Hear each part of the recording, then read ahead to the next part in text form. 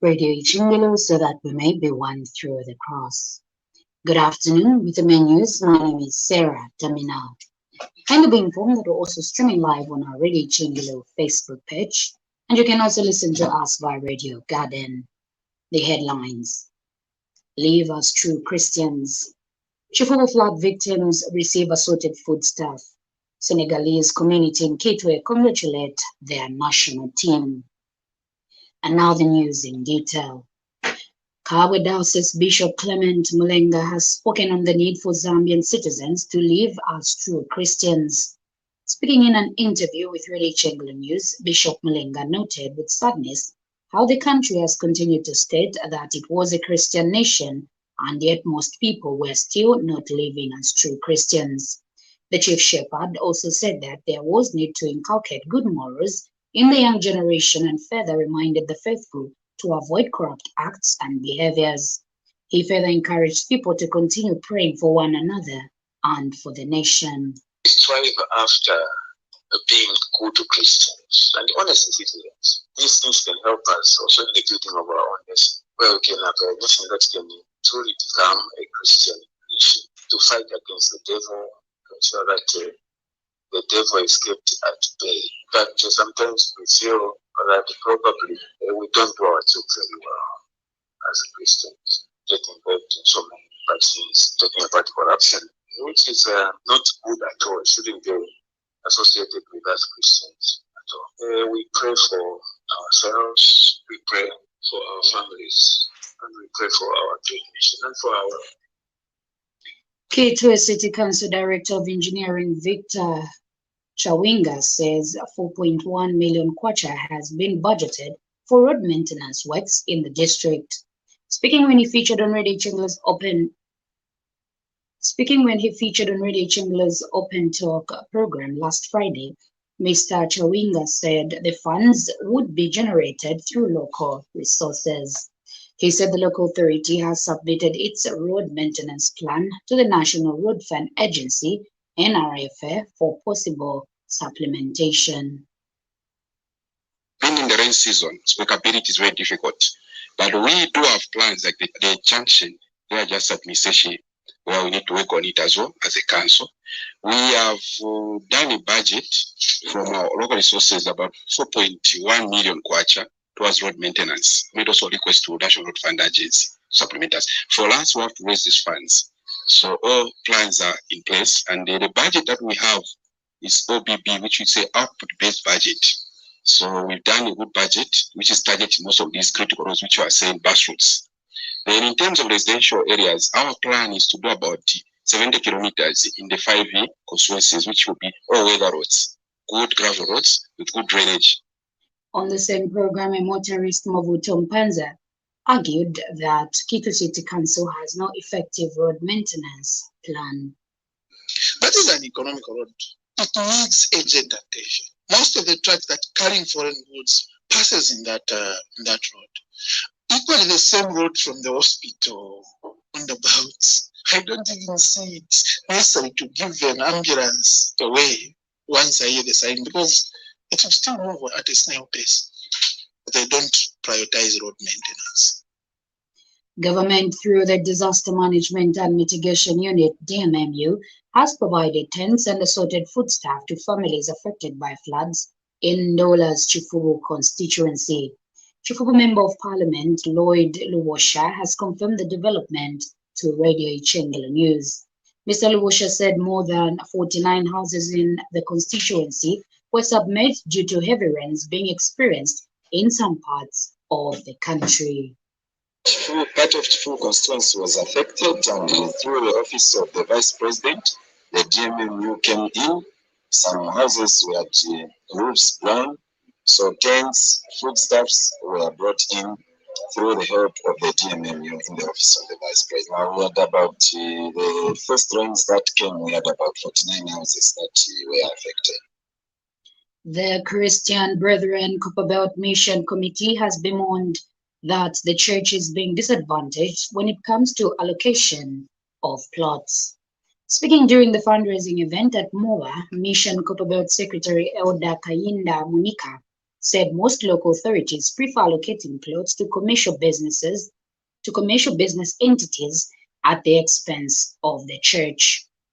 Elder Munika said service providers such as water utilities and ZESCO have also put churches on commercial rates, adding that this was unfair because they are non-profit organizations.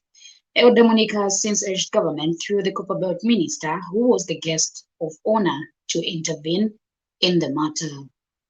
The allocation of land to business entities such as bars.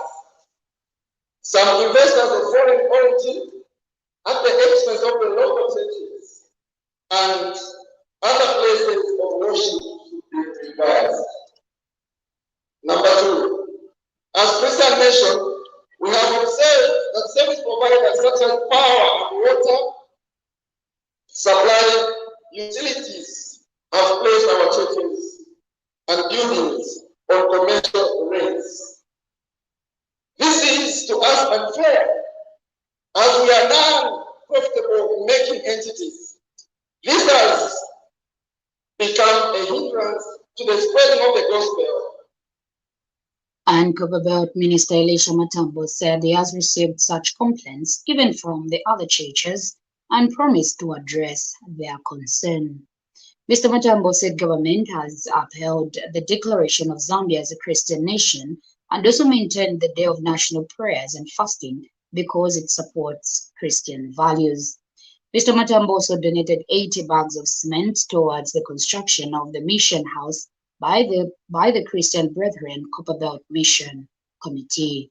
This rate issue came also as been coming wherever we meet the pastors, and I think to me it's a serious matter which I will take the office of our honor, the Vice President, because the rates which are given to a church, which is it's the same as the taxes we talk about. A church is a non-profit making organization. It's not a maintained. So I think I'll take all these issues to honor the Vice President. In sports, the Senegalese community living in Quito has congratulated their national team for winning the just ended 2021 Total Energies African Cup of Nations edition. Senegal beat Egypt 4-2 on penalties to lift their first AFCON trophy in a final match played in Cameroon last night. Alice Mutangala reports. Mane! And he's put it in! And Senegal have done it finally! Sadio Mane scored the winning spot kick as Senegal claimed the first ever Africa Cup of Nations title with a 4-2 penalty shootout victory over 7 times winners Egypt following a new draw at full time. Mane had missed an early penalty in the game but stepped up to make history for the West African nation and banish the memories of their 2019 failure when they lost the final to Algeria. The Senegalese community in Quito's Bulangililo is happy with the Teranga Lions' achievement by winning the first ever continental trophy. I was very happy because since we have independence, we are just running after this African Cup. And this boy in 2002, we failed. 2019, we failed. But this year was our year. This boy, they have courage and they never give up. Sadio is the best. And we have shown the whole Africa, the whole world is the best. Yeah, they are very happy for that win. That game, they are playing in peace, they are playing in the courage. All of us, they are very happy that game.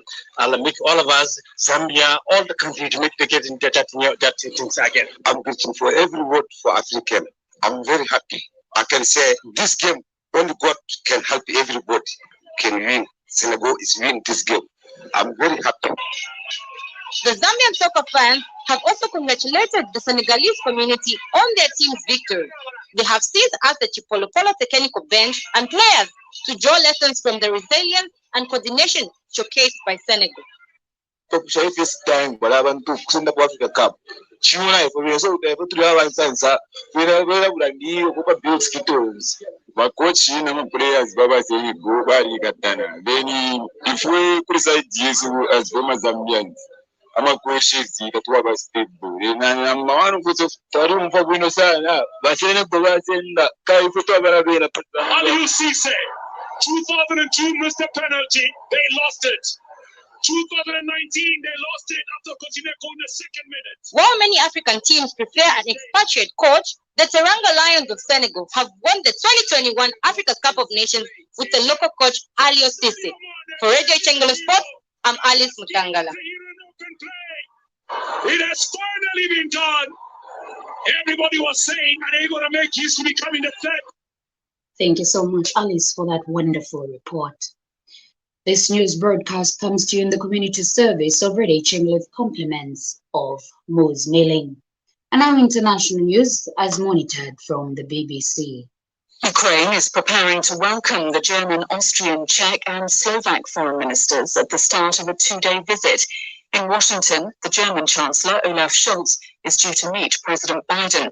The United States, with its allies, has threatened extensive economic sanctions against Russia should it invade.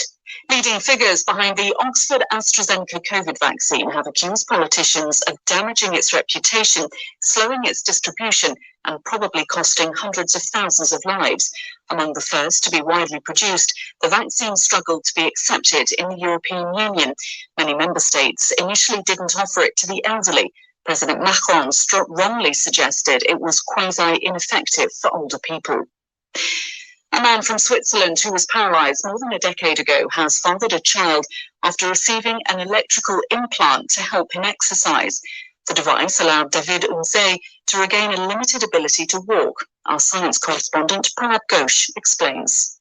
David had a gymnastics accident 12 years ago when he was just 22. He was paralyzed, unable to walk, and unable to have a child. In 2017, he had an electrical implant inserted on his spine and connected to nerves to send signals to his legs. A few months later, he was able to stand and walk slowly with the walker when the implant was turned on. And last year, his health improved to such a degree, he was able to father a baby girl. So far, 9 people have successfully received the implant. The Chinese tennis star Peng Shuai has told a French newspaper she was not sexually assaulted by her country's former vice premier, saying there's been a huge misunderstanding surrounding her case.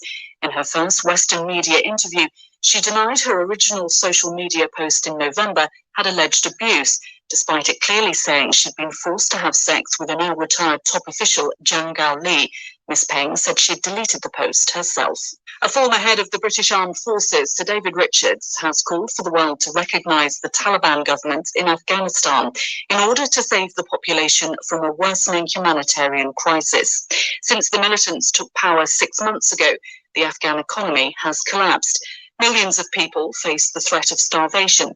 Speaking from Kabul, Fiona McSheehy from the aid organisation Save the Children said governments needed to change their policy on Afghanistan to save lives. I think all governments with a conscience should be considering the impact of what their current position is on the population of Afghanistan. I think they should be considering working together to unblock the funding and allow funds to come into Afghanistan. I think they should be considering how to support the population to get back to work so that they can generate their own income and can feed their own children. A court in Sri Lanka has granted bail to a prominent civil rights lawyer who's been in detention for nearly 2 years under anti-terrorism charges. Hajaz Hizbullah is accused of hate speech and causing communal disharmony. He denies the charges. Activists say the Muslim lawyer has been a defender of minority rights and a vocal critic of the government. As we end our main news bulletin, we take a look at some of the stories making headlines again. Leave us true Christians. Chihu flood victims receive assorted foodstuff. Senegalese community in Kitwe congratulate their national team. Site www.radiochengulo.org. Also remember to like the Radio Chengelo Facebook page. Do play a part in the fight against the coronavirus pandemic by adhering to safety guidelines as outlined by the Ministry of Health and the World Health Organization. Wear a mask when in public. Avoid large groups and maintain social distance. Avoid unnecessary movements. Wash your hands frequently. Flexed elbow, handkerchief, or tissue. On behalf of the entire newsroom and Constance Kalunga, the sound technician on duty, my name is Sarah Tamina. Thank you so much and have a blessed Monday.